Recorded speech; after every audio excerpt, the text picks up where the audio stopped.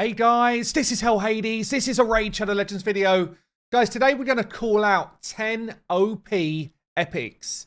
Epics that enable stuff in Raid Shadow Legends which even legendaries don't enable. Epics which have got such a unique kit that they can actually hard carry you through a specific part of content on their own. So we're going to dive into this, and I'm not calling for a nerf. I'm just saying these epics are absolutely insane. So let's kick off with one of the newer epics that was added to the game, Akemtum. So Akemtum enables something that nobody else in this game does. He's got a passive skill, and a lot of these champions, by the way, their craziness comes through their passives, which is quite cool. It's a unique thing about Raid. But Akemtum has got a passive where when poison procs, it physically does damage to everybody. And you can see here, Akemtum is basically hard carrying me through Spider 10 hard. The other champions in here are all decent champions, but they're not doing any of the work. Akemtum is doing all of the work. And he can't just fire away in Spider. He's insane in basically any content in this game. So first on the list is Akemtum. Let's just go through his passive here.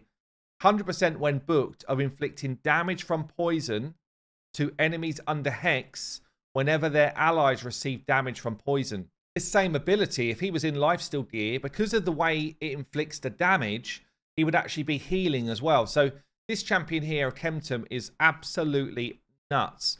He's also got this triple hit A2 where he either applies Hex or can extend the duration of Hex, which further enables his passive. And then he's got a poison ability where he can spread that poison around on his A1, which again enhances this ability. He's not just good in Spider 10 hard. He can solo run stuff like Dragon. He's insane for Hydra as well. And yeah, Akemtum was added as a champion recently and definitely is up there as one of the OPs. Second one I'm going to call out. I've actually already done my runs today, but one of the best places to see him run is Iron Twins.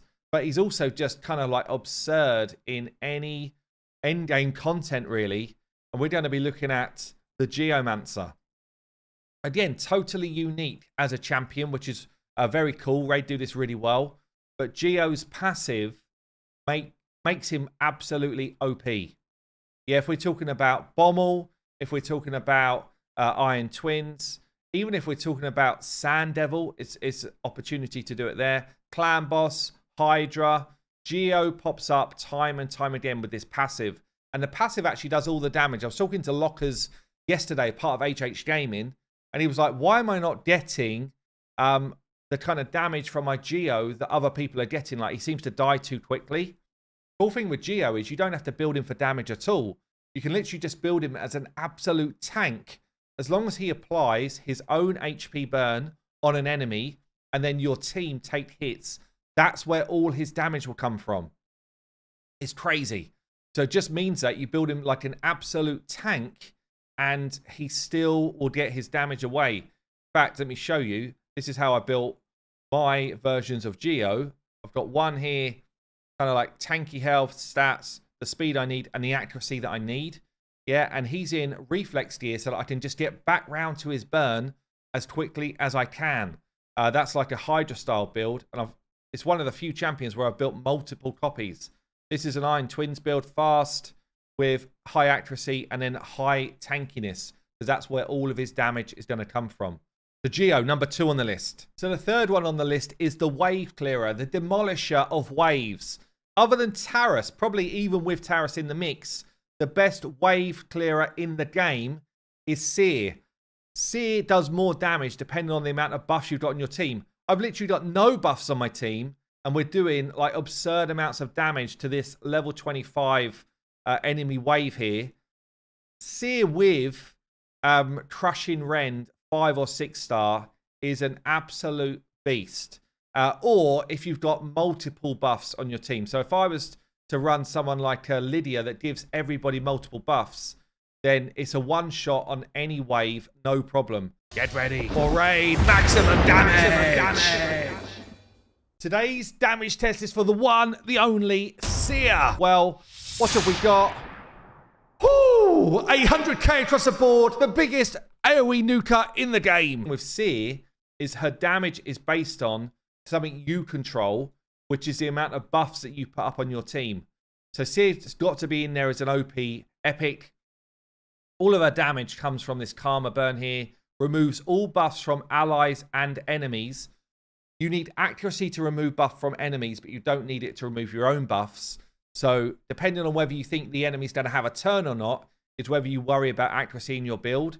But she attacks all enemies based on the amount of buffs that she removes. You do need her to have a 100% crit rate. Ideally, you want decreased defense on the enemy as well. But then she will absolutely annihilate any enemies that you face. As I say, in my maximum damage video with Seer, I'm pretty sure she did over 2 million damage with this skill. Absolutely OP. Okay, let's get into the fourth champion. This is a champion that does something no other epic can do.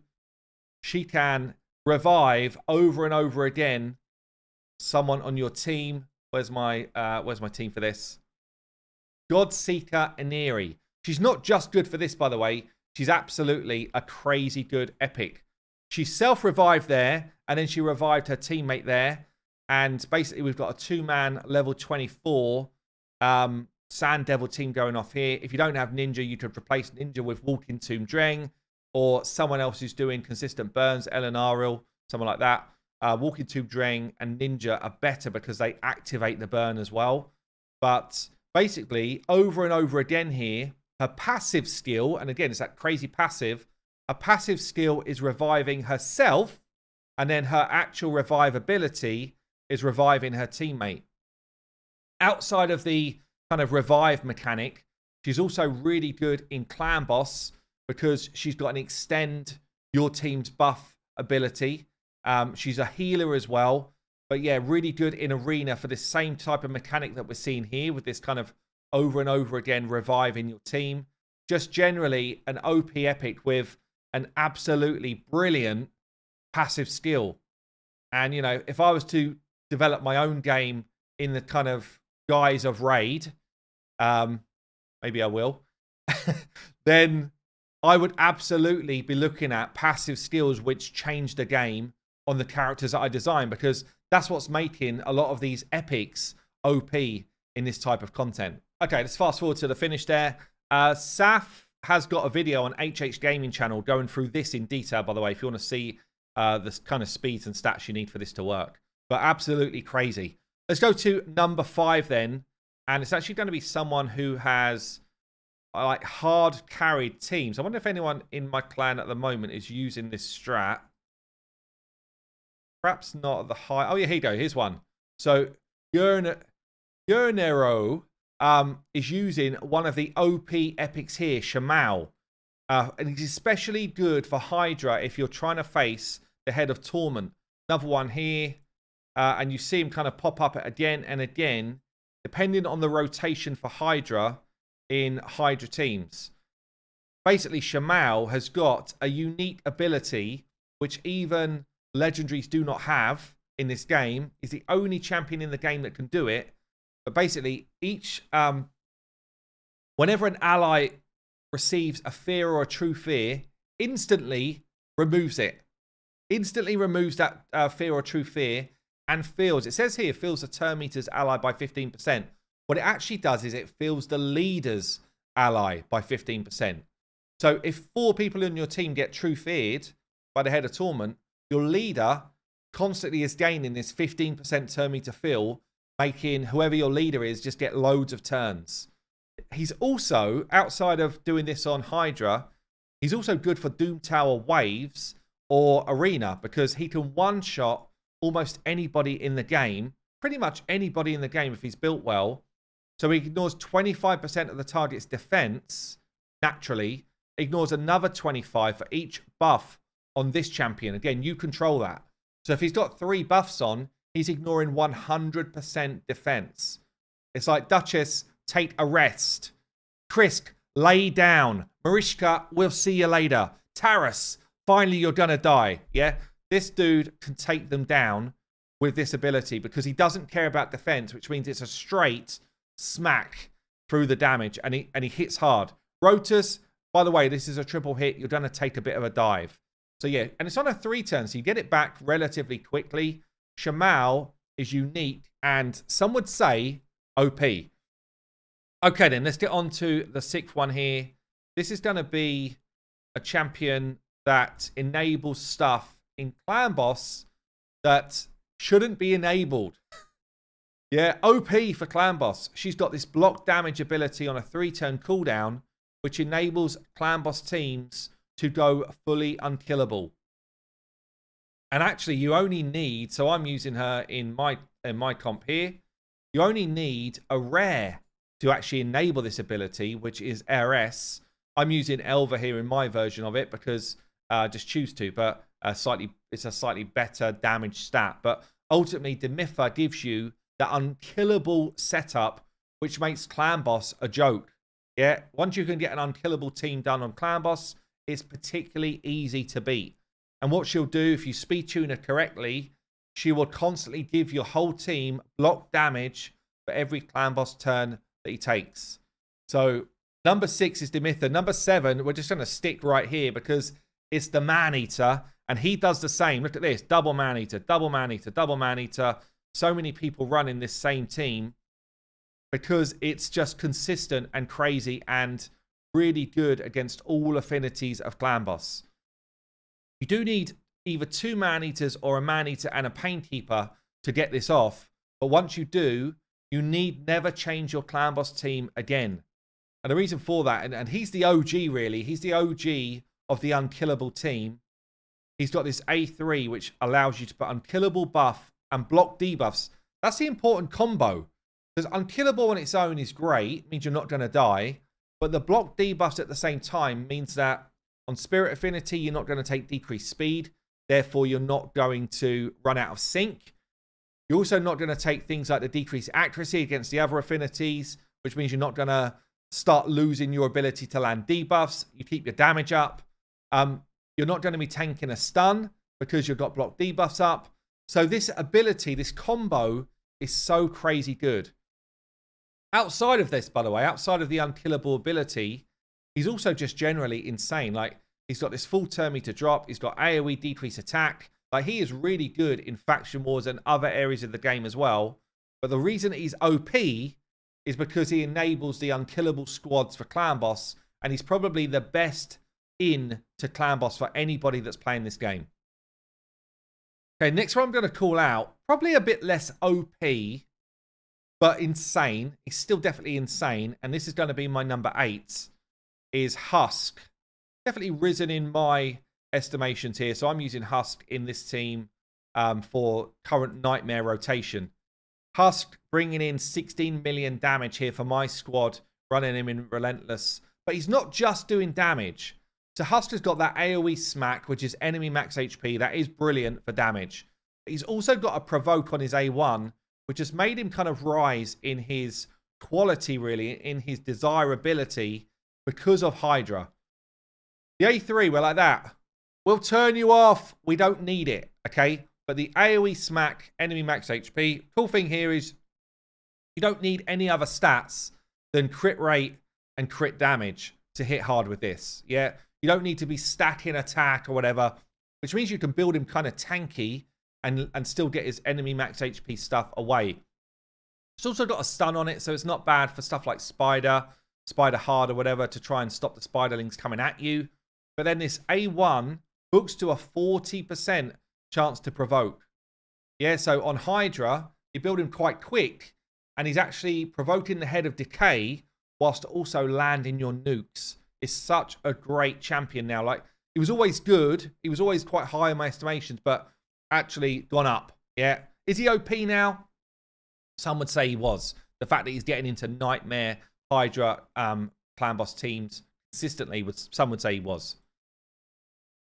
I guess we stay here for number 9, and that's going to be the Seeker. We just saw him in a bunch of those Clan Boss teams with Maneater. He enables a 2-for-1 speed comp for Clan Boss really easily.